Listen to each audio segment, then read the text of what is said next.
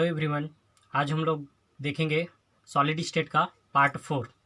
इसमें आज का टॉपिक होगा ठोसों में संकुलन यानी पैकिंग इन सॉलिड।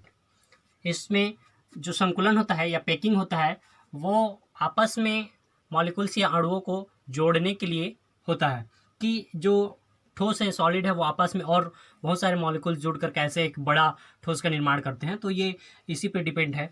तो ये 3 टाइप्स हो सकते हैं, या तो वो एक विमीय होगा यानी 1 डायमेंशनल, या फिर वो द्विविमीय होगा 2 डायमेंशनल, या फिर क्या होगा त्रिविमीय 3 डायमेंशनल। क्लियर? तो चलिए देखते हैं 1 डायमेंशनल क्या होता है। 1 डायमेंशनल जैसे कि मैंने आपको बताया था, इसमें केवल एक सीरीज में आपस में ऐसे गोले जुड़ते जाएंगे, ये इस तरह से। जैसे आप लोग जानते हो हार या वरमाला वगैरह होता है, या फिर हम गूंथते हैं फूलों की माला, तो वन बाय वन करते हैं, उस तरह से ये 1 डायमेंशनल होता है। यानी इसमें सिर्फ क्या होती है, लंबाई होती है, समझ लो। तो ये हो गया आपका 1 डायमेंशनल, एक विमीय।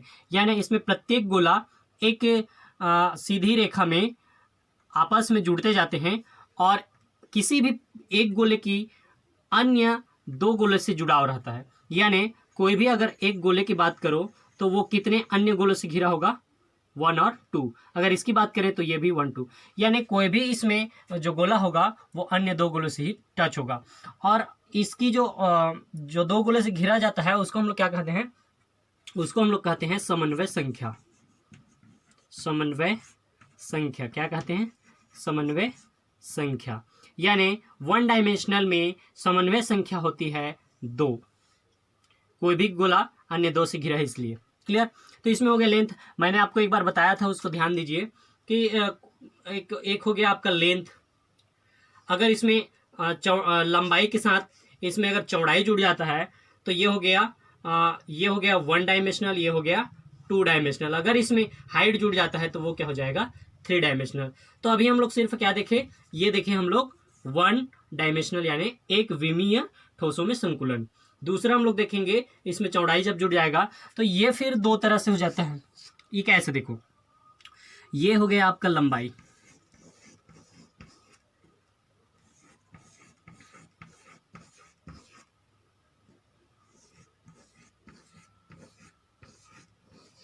इस तरह से ये हो गया लंबाई, और सब में हमने क्या जोड़ दिया, चौड़ाई। तो लेंथ और चौड़ाई यानी इसमें केवल एक विमा होती है, इसमें क्या होती है 2। इसमें केवल ए था, अब इसमें क्या जुड़ गया, बी। तो ये हो गया आपका द्विविमीय, इस तरह से। अब इसमें हम लोग बात करते हैं कि जो लंबाई है और जो चौड़ाई है वो जस्ट एक दूसरे के संपर्क में होते हुए जब जुड़ते हैं। जैसे इसमें कहा गया है कि इसकी जो ऊर्ध्वाधर रेखा होगी, ऊर्ध्वाधर इसको बोला जाता है, और इसको क्या बोला जाता है, क्षैतिज। तो दोनों आपस में इस तरह से जुड़ते हैं कि किसी भी एक गोले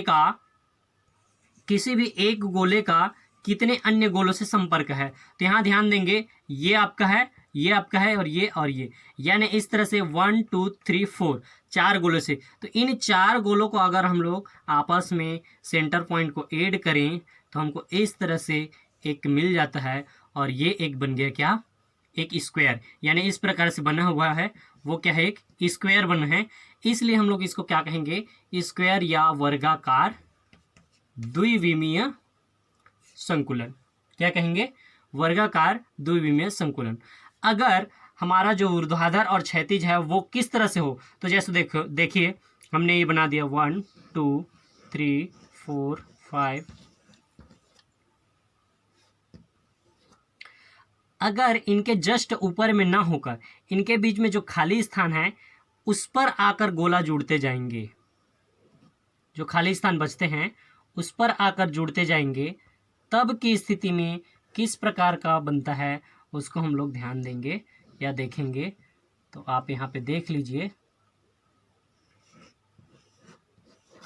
इस सिचुएशन में यहाँ पे कोई भी एक गोला ले लो और ये अन्य कितने से टच है, तो यहाँ पे इससे भी टच है, इससे भी टच है, इससे भी और इससे भी और सभी से। यानी 1 2 3 4 5 6। अगर इसको हम लोग इस तरह से जोड़ें, इसके केंद्र को, इसके सेंटर पॉइंट को, सभी के, तो यहाँ पे आपको मिलेगा एक षटभुजाकार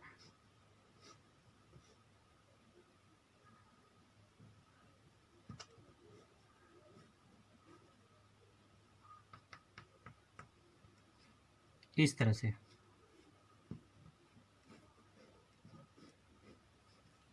तो इसको हम लोग बोलेंगे षटभुजीय संकुलन, षटकोणीय संकुलन।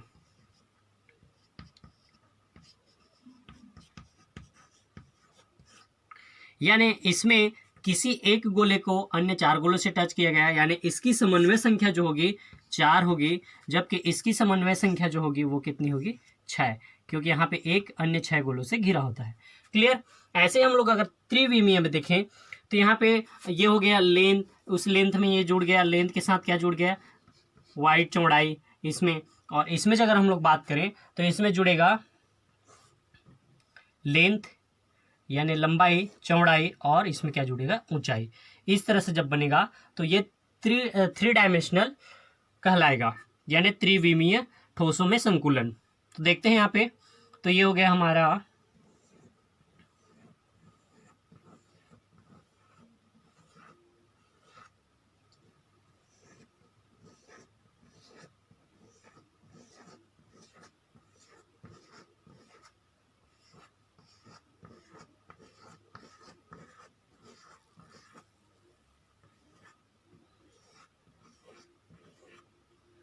और इसके बीच बीच में जो खाली स्थान है उस पोर्शन पे अगर इस तरह से जुड़ता है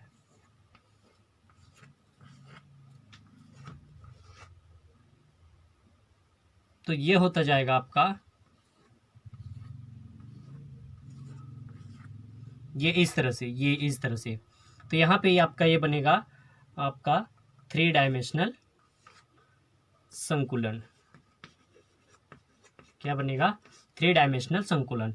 अगर हम लोग इसकी देखें तो ये हो जाएगा इस तरह से। अगर हम लोग जोड़ते हैं इन चारों में तो इसके फिर यहाँ पे और यहाँ पे, फिर उनको अगर हम लोग जोड़े तो इस प्रकार से उस पीछे में क्या बनेगा हमारा, इस प्रकार से बनेगा,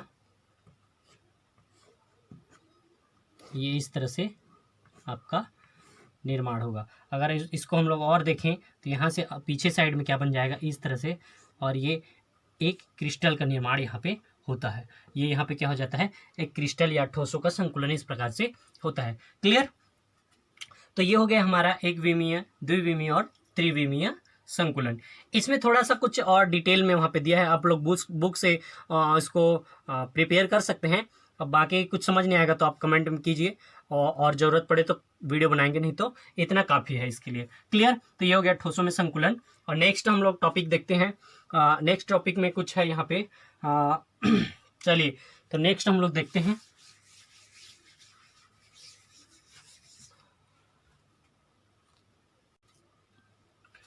ये अगला टॉपिक ये है आपका संकुलित ठोसों में रिक्तियाँ। तो इसमें जो रिक्तियाँ का मतलब होता है गैपिंग। अगर हम लोग बहुत सारे मॉलिक्यूल्स को आपस में जोड़ते हैं या जुड़ता है अपने आप, तो उनमें कुछ ना कुछ बीच में गैपिंग या रिक्तियाँ बन जाती हैं, जिसको आप वॉइड्स भी बोल सकते हो। तो ये वॉइड्स 3 प्रकार से आपको बुक्स में बताया गया है।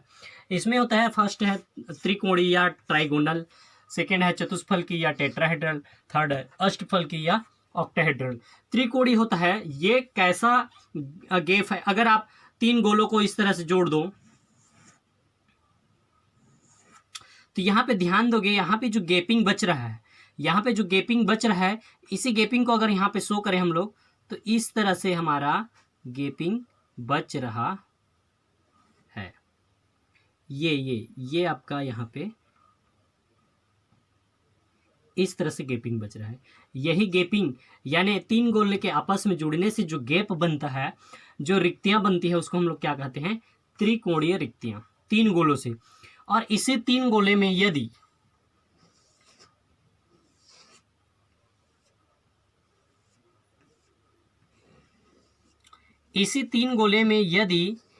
इस गैप को बंद करने के लिए एक और इसके ऊपर में एक गोला डाल दिया जाए तो ये बंद हो जाएगा, परंतु नीचे से जो इसके बीच में, इन चारों गोलों के बीच में जो गैप बचेगा उसको हम लोग क्या कहते हैं, चतुष्फलकीय टेट्राहेड्रल बोलते हैं। क्लियर। तो ये आपका हो जाएगा। इसकी जो संरचना होगी वो किस प्रकार से बनेगी, इसकी जो संरचना होगी वो इस प्रकार से बनेगी। यहाँ पे पहले तो हम लोग इस तरह से इसको देख लेते हैं, ये इस तरह से बनेगा ये, और चूंकि इसमें हम लोग एक डाल दिए हैं तो पीछे से जो बनेगा वो किस प्रकार से बनेगा आपका, ये बनेगा डॉट डॉट डॉट,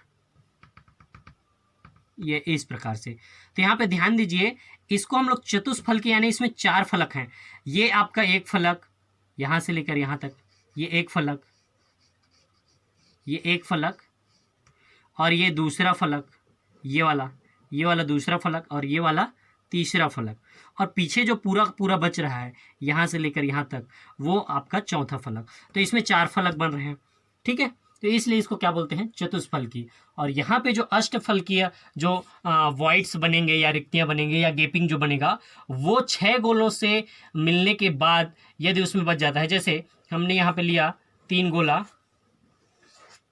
बनाए, तो इसकी जो बनेगी 6 गोलों में, 6 गोलों को आपस में, पहले 3 उसके ऊपर में 3, तो उस 6 गोलों के बीच में जो गैप बचेगा उसको हम लोग क्या बोलते हैं, अष्टफलकीय।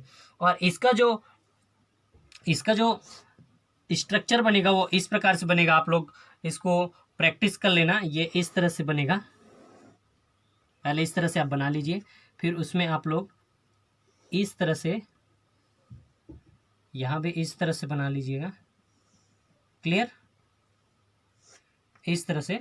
और उसमें हम लोग यहाँ से इसको हम लोग जोड़ देते हैं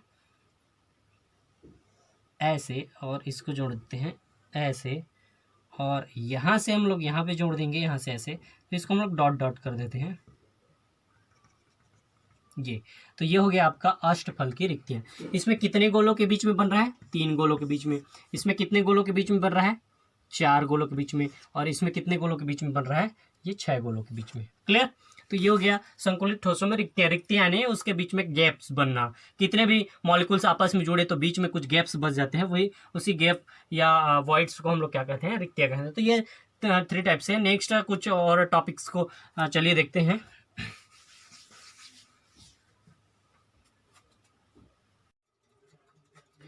नेक्स्ट पॉइंट हम लोग लेते हैं संकुलन क्षमता, पैकिंग इफिशियंसी। इसका मतलब होता है कि एक सेल में कितने मॉलिक्यूल्स पैक हो रहे हैं और उसकी इफिशियंसी कितनी है। तो चलिए देखते हैं। इसका जो फार्मूला होता है, अवयवी कण द्वारा घेरा गया आयतन अपॉन एक सेल का आयतन।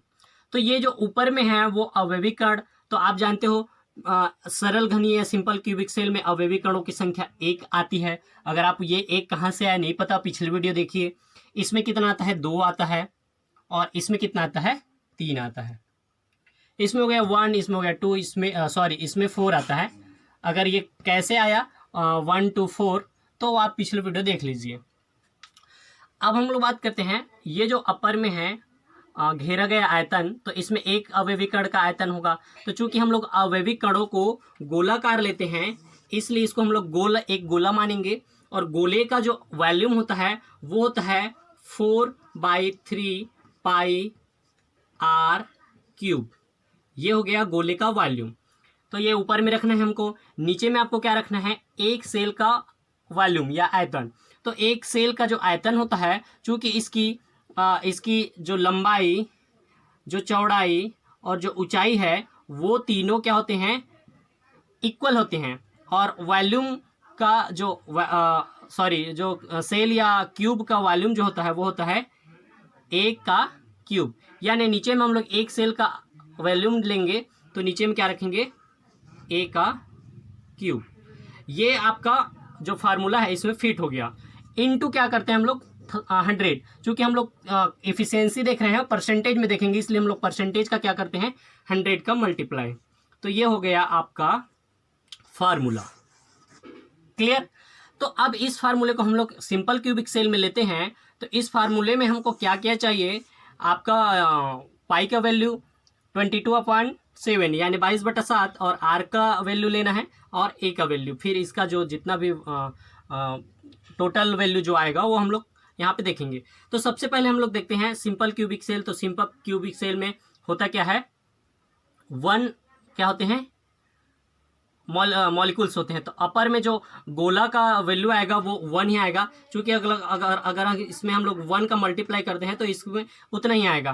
ठीक है, और नीचे में ए का वैल्यू। तो ए का वैल्यू हम लोग देखते हैं, तो अगर हम लोग क्या करते हैं, इसकी लंबाई, चौड़ाई और ऊंचाई तीनों क्या है, ए हैं।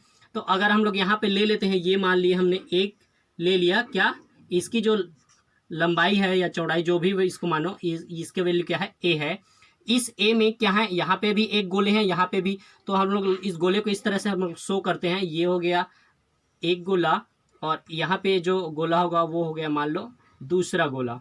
अब इन दोनों गोले का देखेंगे तो ये हो गया सेंटर पॉइंट, और सेंटर पॉइंट से यहाँ तक की वैल्यू को क्या बोलते हैं, आर। ये हो गया आर, ये हो गया इस गोले का सेंटर पॉइंट, और यहाँ तक की वैल्यू को क्या बोलते हैं, आर। तो देखेंगे तो यहाँ से यहाँ तक आर, और यहाँ से यहाँ तक आर, तो यहाँ पे 1 आर और 2 आर, और इसकी जो लेंथ है वो क्या है, ए। तो ए इक्वल टू 2 आर, तो यहाँ पे क्या आ जाएगा, ए इक्वल टू 2 आर। ये हो गया। तो नीचे में हम लोग ए का क्यूब की वैल्यू लें, तो ए का क्यूब का जो वैल्यू हो जाएगा 2r का क्यूब, यानी हो जाएगा 2 4 8 आर, सॉरी ये क्यूब है, ये क्या है, क्यूब है, तो 8r क्यूब हो जाएगा। ये हो गया। तो हम लोग देखेंगे ए का क्यूब का वैल्यू कितना हो गया, 8r क्यूब। तो ये नीचे का वैल्यू मिल गया। ऊपर का वैल्यू क्या हो जाएगा, 4π3 और पाई आर क्यूब। तो आर का वैल्यू हम लोग कहाँ से लेंगे, आर का वैल्यू हम लोग लेंगे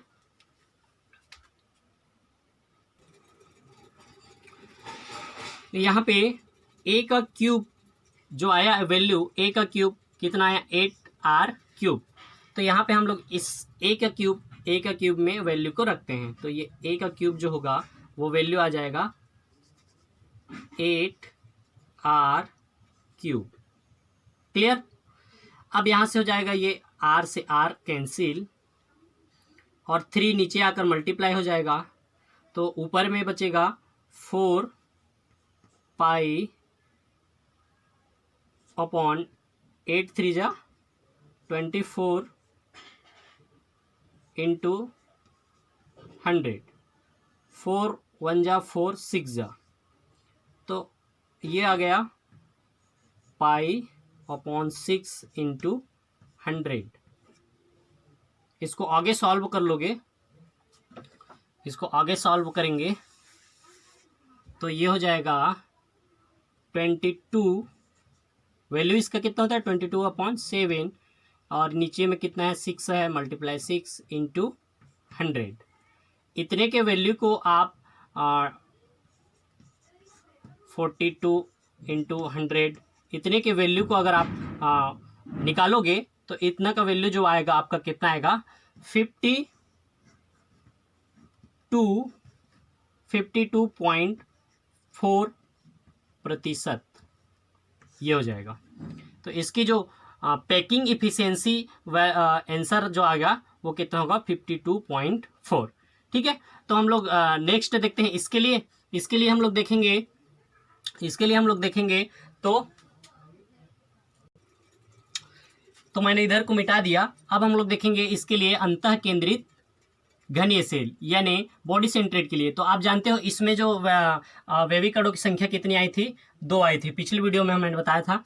अब यहाँ पे देख लो, इसके लिए अगर हम लोग देखेंगे तो वही ऊपर में अवयविकड़ों द्वारा घेरा गया आयतन। तो अवयविकड़ कितने होते हैं, एक गोला होता है, गोला का जो वॉल्यूम होता है, आयतन होता है, वो 4/3 पाई आर क्यूब होता है। और पान में हम लोग लिखेंगे एक सेल का वॉल्यूम, तो एक सेल का जो वॉल्यूम होता है ए का क्यूब होता है। इसमें हम लोग फाइंड आउट करेंगे। तो ये हो गया फार्मूला, इंटू 100 करते हैं, यहाँ पे फार्मूला हुआ। इसमें हम लोग देखते हैं, चलो। तो अंतः केंद्रित में जो होता है, यहाँ पे देखिए ये हो गया 1 गोला, ये हो गया 2। तो चूंकि इसमें कोने के साथ साथ सेंटर में होता है, तो इस सेंटर के जो गोला है उसको हम लोग क्या लेते हैं, सी लेते हैं। और यहाँ पे ये इस कोने का गोला है और ये इस कोने का गोला। तो यहाँ पे ध्यान दीजिएगा, ये हो गया सी। तो यहाँ पे इसको हम लोग लेते हैं, ये जो यहाँ से इस कोने तक गया है बीच में, तो इसको हम लोग लिए बी और इसको लिए सी। तो सबसे पहले हम लोग लेते हैं इस जो v का वैल्यू होगा, चूंकि ये क्या है, एक विकर्ण की तरह कार्य कर रहा है। तो हम लोग सबसे पहले लेते हैं त्रिभुज EFD में। तो ये आपका मिलेगा EFD। इस त्रिभुज में आप देखो ई, एफ और डी, तो इस त्रिभुज में हम लोग बात करें जो बी होगा वो विकर्ण होगा, और बी का जो B square equal to A square और ए स्क्वायर। चूँकि हम लोग इसको लंबाई चौड़ाई दोनों को ए लेते हैं, तो ये हो जाएगा ए स्क्वायर, और ये हो गया ए स्क्वायर प्लस ए स्क्वायर। चूँकि बी क्या है, विकर्ण है, और ये दोनों क्या है, उसके अंग। ये जो फार्मूला आता है वो आता है पाइथागोरस प्रमेय से, आप लोग जानते होंगे। तो ये हो जाएगा B square equal to 2a square, या फिर हम लोग देखेंगे तो बी ये हो जाएगा, ये उधर जाकर √2 हो जाएगा, स्क्वायर उधर जाकर क्या हो जाएगा, √2, और ए स्क्वायर कट जाएगा तो ये बचेगा ए, यानी b इक्वल टू √2a। और इसमें अगर हम लोग c की वैल्यू देखेंगे तो c की वैल्यू को लेने के लिए यहाँ पे हम लोग लेंगे इस त्रिभुज को और इस त्रिभुज को और इसको, यहाँ पे हो जाएगा CAB।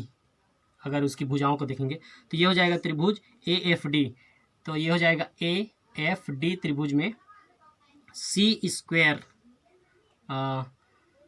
Equal to A square plus B square. ये वैल्यू जो आती है ये भी पाइथागोरस प्रमेय का ही है।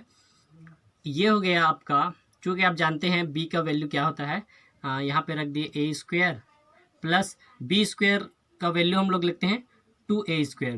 B स्क्वायर का वैल्यू क्या हो जाएगा 2A स्क्वायर, टोटल क्या हो जाएगा C स्क्वायर बराबर 3A स्क्वायर। ठीक है, C स्क्वायर बराबर क्या हो जाएगा 3A स्क्वायर। क्लियर? तो ये C स्क्वायर इक्वल टू आया है, ये स्क्वायर उधर जाकर क्या हो जाएगा, उधर जाकर ये क्या हो जाएगा √3 हो जाएगा ये, और ये स्क्वायर कैंसिल आउट, तो ये हो जाएगा A। तो ये आ जाएगा वैल्यू C का वैल्यू 3A, C का वैल्यू 3A। ये तो मिल गया C का वैल्यू √3A। यहाँ पे हम लोग देखेंगे यहाँ से यहाँ तक की लंबाई जो है, यहाँ से यहाँ तक की लंबाई क्या है C है, यहाँ से लेकर यहाँ तक की लेंथ को हम लोग क्या लिए हैं C, और इस C की लंबाई में इस गोले का आधा है और इस गोले का आधा, यानी यहाँ से यहाँ तक एक R और यहाँ से यहाँ तक एक R, और बीच में जो गोला है एक और, उस गोले का दोनों साइड का R, इस साइड का इस साइड का, यानी कुल मिलाकर यहाँ पे 4R है। तो इस लेंथ को हम लोग C लेते हैं, तो इस लेंथ को अगर हम लोग C लेते हैं तो यहाँ पे इस गोले का R जो होगा त्रिज्या, इस गोले का त्रिज्या, और बीच में जो गोला है उसके दोनों साइड का त्रिज्या, यानी 1 2 3 4 के बराबर यहाँ पे होगा।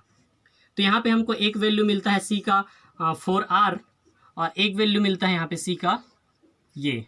तो दोनों के लेफ्ट साइड इक्वल हैं, तो राइट साइड भी क्या हो जाएंगे, इक्वल हो जाएंगे, यानी कि √3A इक्वल टू 4R। √3 को इस साइड ले आएंगे तो ये हो जाएगा ये।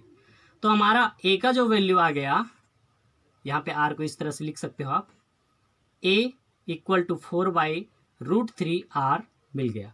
तो यहाँ पे हम लोग रख सकते हैं A का वैल्यू को। तो यहाँ यहाँ पे मैं एक चीज़ लिखना भूल गया था, चूंकि हम लोग अंतः केंद्रित पढ़ रहे हैं तो इसमें कितने मॉलिक्यूल्स 2। तो ये जो गोला एक गोले का वॉल्यूम है, तो यहाँ पे 2 आता है, 2 गोले के बराबर है इसमें, इसलिए हम लोग यहाँ पे मल्टीप्लाई क्या करेंगे 2 करेंगे, और इस A का वैल्यूम रखेंगे क्या इतने को। तो ये क्यूब का A का वैल्यू को मैं यहाँ पे रख देता हूँ। A का वैल्यू हो गया 4/3√3 और R, और इतने सब का यहाँ पे A का क्यूब था इसलिए क्यूब। तो यहाँ पे देखिए R से R क्यूब कट जाएगा, और 4 का क्यूब क्या हो जाएगा, चलिए लिखते हैं इतने को, ये 4 का क्यूब हो जाएगा 54, और ये हो जाएगा 3√3, और R का क्यूब यहाँ से कैंसिल, ऊपर में बचेगा 8 हो जाएगा, ये हो गया 8 और 3 पाई, ये आ गया। ठीक है, मल्टीप्लाई 100 रहेगा, इसके अगर हम लोग देखें तो ये ऊपर जाके टोटल ये क्या हो जाएगा, इनका इनके साथ हो जाएगा और इनका इनके साथ, तो ये जाएगा 1 मिनट्स।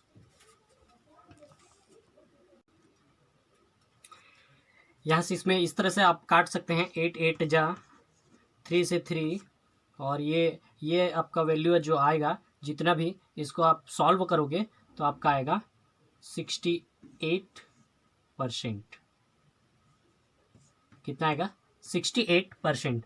68% इस अंतः केंद्रित घनी सेल में क्या होगा, 68% एरिया में पैक्ड होगा। बचा जो 32% वो क्या होगा, रिक्त होगा, खाली होगा, वॉइड्स होगा। क्लियर? तो ये पैक हुआ और ये क्या होगा, रिक्त खाली। ये हो गया किसके लिए, अंतः केंद्रित। चलिए हम लोग देखते हैं अब इसके लिए फलक केंद्रित में। उसके लिए देखेंगे, इतने को हम लोग अब मिटा देते हैं।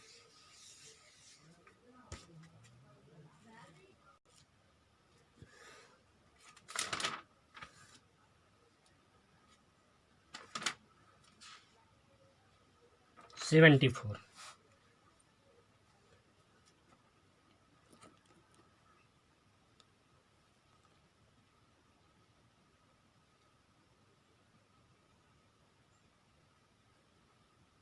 कितना आएगा, 74। तो यहाँ पे आ जाएगा ये 74%। तो इसमें जो बचा कितना, 100 में से कितना बचा, 74 में बचा 26। ये जो हो जाएगा रिक्त होगा, यानी कि खाली होगा, और ये कितना होगा, पैक हो गया, यानी भरा हुआ रहेगा या संकुलित होगा। इस तरह से हम लोग देखते हैं 3-4 चीज़ों में। तो अगर समझ नहीं आया होगा तो वीडियो को बार बार देखिए और बुक से मैच करके देखिए, फिर आपको सारा चीज़ समझ में आ जाएगा। नेक्स्ट 1, 2 या 3 और वीडियो इसमें पार्ट आएगा। मेरे ख्याल से 2 में अगर कंप्लीट हो जाता है तो अच्छी बात है। देखते हैं कितना पार्ट, और फिर ये आपका फर्स्ट चैप्टर आपका कंप्लीट हो जाएगा, जो कि सॉलिड स्टेट था। क्लियर? नेक्स्ट में हम लोग फिर से देखेंगे कुछ और टॉपिक्स। Okay, clear? तो सभी लोग लगे रहिए और हम तो आगे कंटिन्यू करते ही रहेंगे। ओके।